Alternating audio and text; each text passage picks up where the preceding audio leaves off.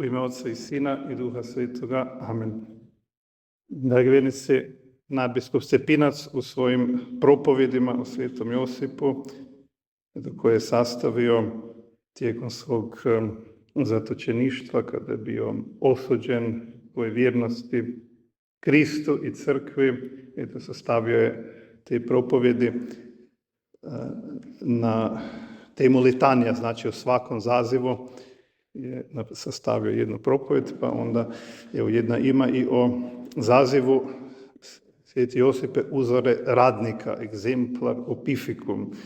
I tu on spominje jedan primjer, to jednog mladića koji će kasnije postati biskup iz Njemačke, zvao se Kerum. To zvuči zanimljivo. Kaže da je on kao dijete rado pomagao svojoj majci u kući i kad je već bio bogoslov, došao je kući na praznike i počeo je po običaju mesti stepenice. Njegovoj majci se to činilo nepotrebnim, jer on je ipak sad postao klerik, nosio je reverindu, pa mu je rekla da to ne treba raditi, a on je odgovorio: majko, a što će onda ostati od svete kućice u Nazaretu? Što je htio time reći? U ovoj jednostavnoj rečenici krije se velika istina da je nazaretska sveta obitelj živjela od rada, neumornog vršenja svojih dužnosti. Blažena djevica Marija, koja je kao majka našega Gospodina brinula o kućanstvu, u svetoj obitelji, onda sam Isus kao dijete pomagao svojim roditeljima, odnosno Blaženoj djevici Mariji, Svetom Josipu u svemu. To je bilo potrebno, a najviše i posebno radio Sveti Josip, koji je imao tu odgovornost pred Bogom da vodi brigu za svetu obitelj, i zato ga crkva naziva uzorom radnika. Želimo razmotriti taj naslov pogodan današnjeg blagdana, koji je posvećen upravo tome, Svetom Josipu kao radniku, ne u onom modernom smislu, naravno on nije bio radnik koji bi radio negdje u poduzeću, nego u jednom širem smislu, znači koji se bavio svojom djelatnošću kao drvodjelje. Do današnjem vremenu govori se puno o značenju i potrebi rada, ali ne čini se to uvijek na pravi način. Kroz povijest je bilo različitih shvaćanja rada. U antici pogani su imali jedan, možemo reći, negativan pogled na rad i teški posao. Te teške poslove smatrali su poslom robova. Danas se opet čini nešto suprotno, ili komunistička ideologija uzdiže rad kao najvišu vrijednost koja bi bila svrha sama sebi. Eto da čovjek ne bi bio duhovno biće, odnosno da tu ne bi trebao tražiti smisao svog zemaljskog života, nego da bi se sve moglo svesti samo na ono materijalno. Znači da se onda čovjeka promatra po tome koliko proizvodi, znači koliko doprinosi svojim materijalnim radom, i to se onda promatra kao sredstvo čovjekova spasenja, znači smisao, koliko čovjek fizički, materijalno nešto radi, proizvede, da bi to bilo jedino vrijedno, a ono duhovno da ne bi imalo nikako bitno značenje. Znači, ako se rad odvaja od Boga, onda on čovjeka ne uzdiže, može ga i duhovno zarobiti. Znači, u tome ne može čovjek pronaći svoje ispunjenje ni smisao ako to odvoji od Boga. Nego Sveto pismo nas uči već na samom početku u knjizi Postanka, koji je smisao i svrha čovjekova rada. Tako čitamo u 3. poglavlju knjige Postanka: u znoju lica svoga jest ćeš svoj kruh. Znači, To je najprije Božja zapovjed.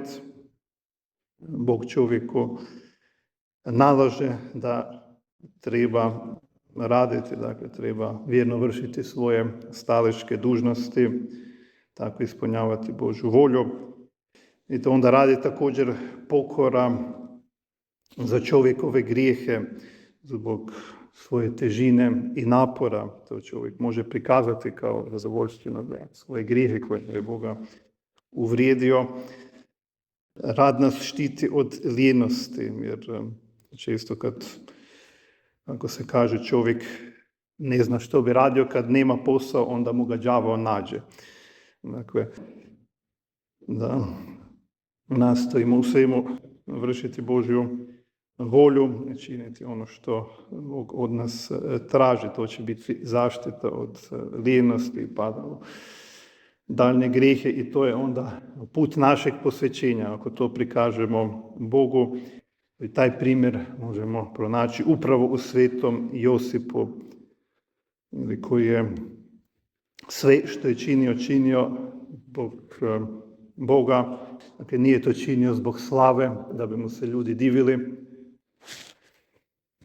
Zasigurno je bio dobar drvodjelja, časno, pošteno, predano, dapače, izvrsno izvršavao svoje zanimanje, ali nije u tome tražio pohvalu od ljudi. Nije to činio također ni zbog bogatstva, jer da bi se obogatio, zaradio.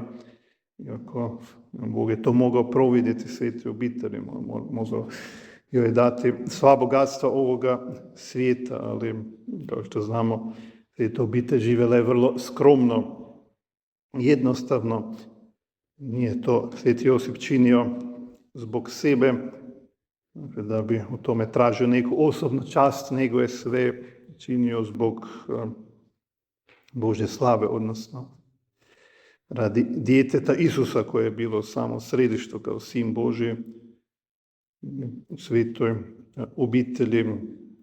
Njegov rad je imao tu svrhu da bi mogao providjeti svete obitelji sve što je potrebno za hranu, za druge zemaljske potrebe, da bi pružio potrebnu zaštitu. Dakle, Mariji i djetetu Isusu i sve to iz poslušnosti volji Božjoj. Dakle, tu je ključ svega, to je ta nakana s kojom mi trebamo Bogu prikazati naš rad, sve što činimo, da to bude na Božju čast i slavu.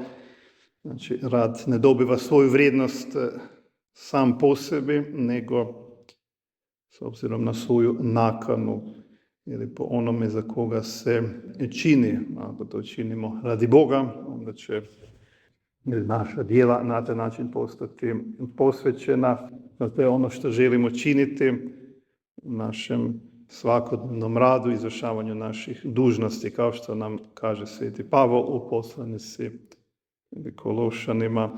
Sve što činite, činite u ime Gospodina Isusa Krista. Znači, naš rad, naše aktivnosti, da sve prikažemo Bogu, da činimo za Isusovu čast i slavu. I na taj način ćemo se moći posvetiti.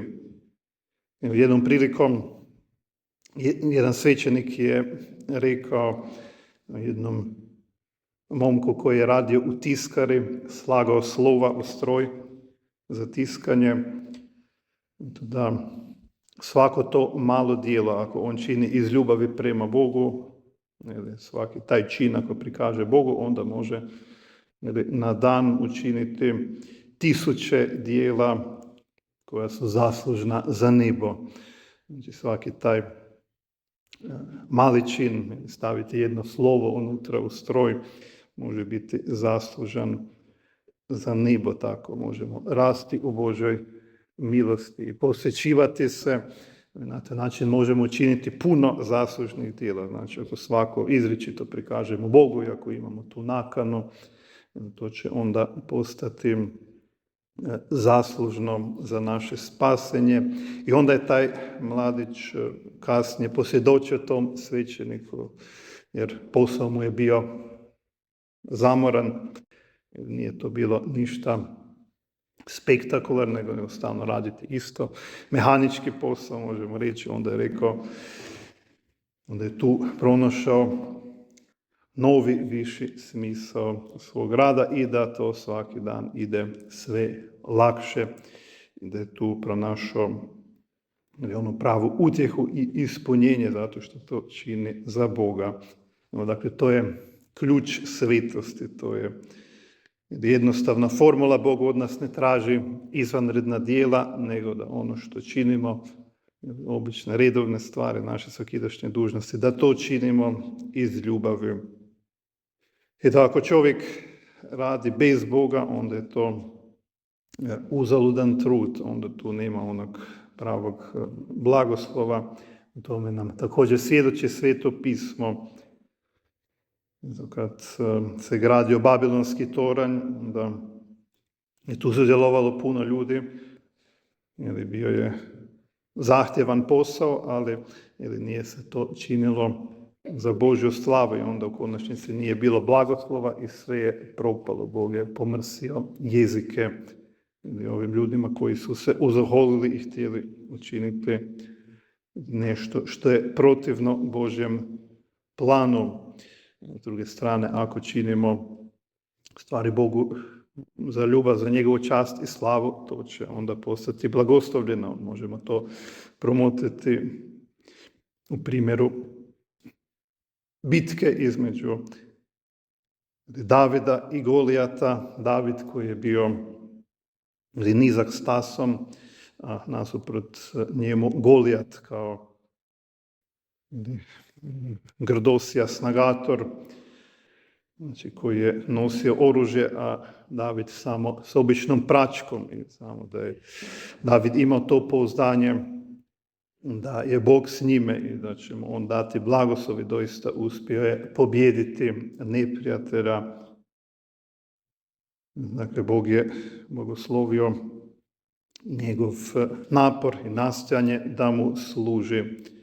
I tako će on blagosloviti također svako naše nastojanje i trud da vršimo njegovu volju.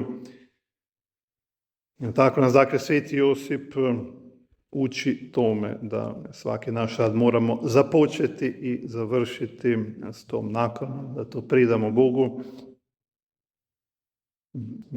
Na početku svakoga dana ujutro da prikažemo naša djela Bogu, da ne zaboravimo na jutarnju molitvu koja treba sadržavati upravo to da Bogu prikažemo predstojeći dan sa svim našim nakanama, potrebama, sve što ćemo činiti da bude Bogu za ljubav. Onda na kraju da zahvalimo svim primjenim milostima. Dakle, jutarnja i večernja molitva trebaju održavati, ne smijemo to zaboraviti, jer sve što primamo dolazi od Boga, to je njegov dar i bez njegovog blagoslova sav naš trud i rad osobi prazan. Eto, za kraj još jedan primjer. Jedan redovnik, krojač koji je, dakle, cijeli svoj redovnički vijek služio Bogu na taj način. Znači, šivao je odijela, misno, ruho, reverende ili druge stvari koje su potrebne za bogosluženje ili za svećenike. I u tome je imao svoje pouzdanje. Dakle, da sve što je činio da je bilo za Boga. I svaki put kada bi učinio ubod iglom, kada bi šivao, rekao bi u sebi: Isuse, ovo činim tebi za ljubav. Dakle, to je radio za Krista i tako je umro, dakle, s tim pouzdanjem da će mu Gospodin to sve uračunati u pravednost. Mirno je mogao prijeći s ovoga svijeta u vječnost.